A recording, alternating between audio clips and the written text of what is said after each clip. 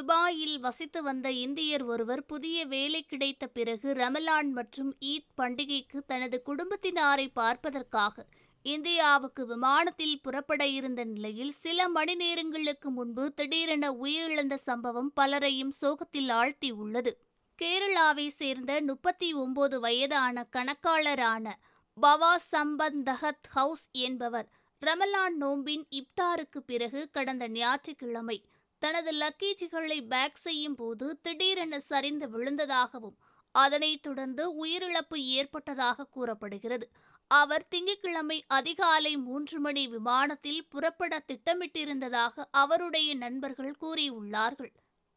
இது பற்றி இறந்தவரின் உறவினரான துபாயை சேர்ந்த இந்திய வழக்கறிஞர் ஹாஷிக் தாய்காண்டி கூறுகையில், பவாஸ் நோன்பை முடித்துவிட்டு இப்தாருக்கான உணவை சாப்பிட்ட பிறகு இந்தியா செல்வதற்கு பேக் செய்யும் போது அவருக்கு உடல்நிலையில் அசதி ஏற்பட தொடங்கியது. அவருக்கு அதிகமாக வியர்க்க தொடங்கியதாகவும் பின்னர் சரிந்து விழுந்ததாகவும் கூறப்படுகிறது. அவரது நண்பர்கள் உடனடியாக ஆம்புலன்ஸை அழைத்து சிபிஆர் செய்ததாகவும் ஆனால் மருத்துவ உதவி வருவதற்குள் அவர் இறந்துவிட்டதாகவும் கூறப்படுகிறது. மேலும் பவாஸுக்கு எந்த உடல்நல குறைபாடும் இல்லை. வழக்கமான நடற்பயிற்சி வழக்கத்தை கடைபிடிப்பதாகவும் குடும்ப உறுப்பினர்கள் கூறியுள்ளார்கள். இந்த நிலையில் அவரை பரிசோதித்த மருத்துவர்கள் இறப்புக்கான காரணம் மாரடைப்பு என்று கூறியுள்ளார்கள்.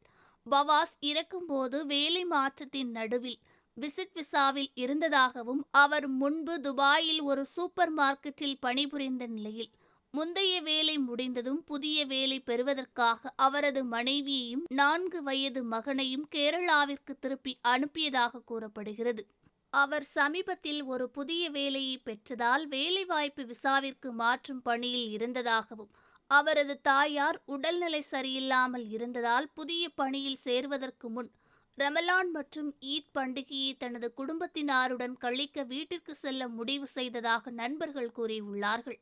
அவர் உயிரிழந்த செய்தியை அறிந்ததும் கேரளாவில் அவருக்காக காத்திருந்த அவரது பெற்றோர், மனைவி மற்றும் மகன் ஆகியோர் மீளா துயரில் மூழ்கியதாகவும் அவர் உயிருடன் வீடு திரும்பிய திட்டமிடப்பட்டிருந்த கிட்டத்தட்ட ஒரு நாள் கழித்து செவ்வாய்க்கிழமை அதிகாலை அவர் இறந்த உடல் இந்தியாவுக்கு திருப்பி அனுப்பி வைக்கப்பட்டதாகவும் கூறப்படுகிறது. இந்த சம்பவம் அப்பகுதியில் வசிக்கும் சமூக உறுப்பினர்களுக்கு அதிர்ச்சியையும் சோகத்தையும் ஏற்படுத்தியுள்ளது.